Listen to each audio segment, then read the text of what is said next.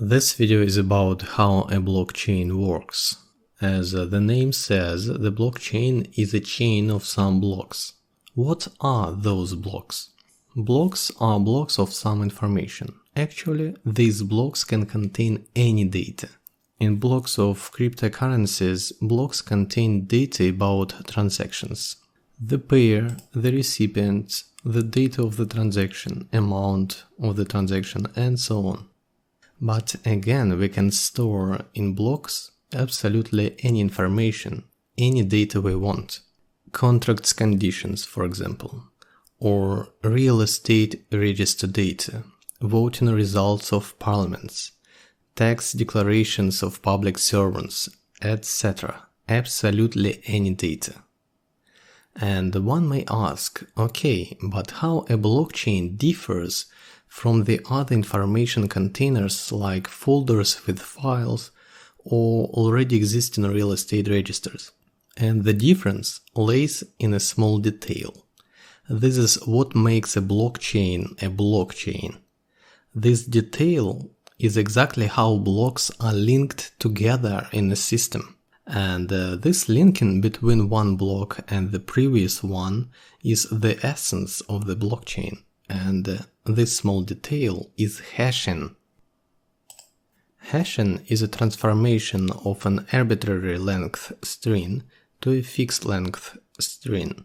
And usually the resulting string is shorter than the original one.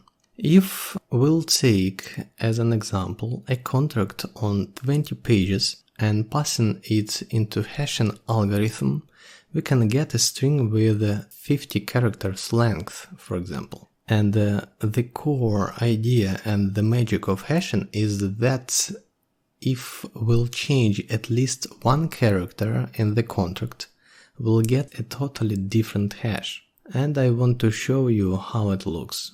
I have here a sales contract from internet in a plain text file.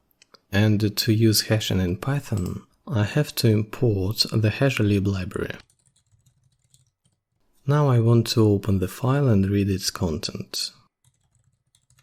I am calling the open function. I am passing the name of the file and I have to read it as the binary data. And I've got this contract as a huge string. Hashlib md5, for example.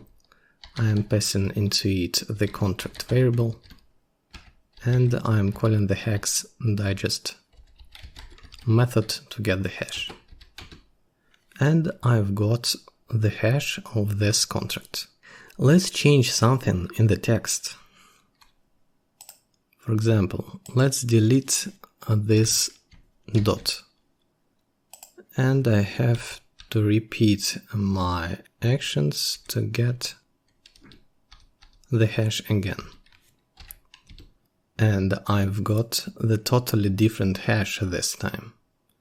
Okay, let's return the dot on its place. Save. And again.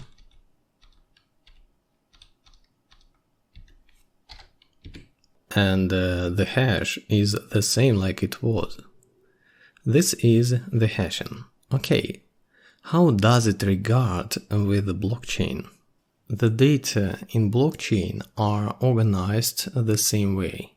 First of all, the hash of the first block should be calculated.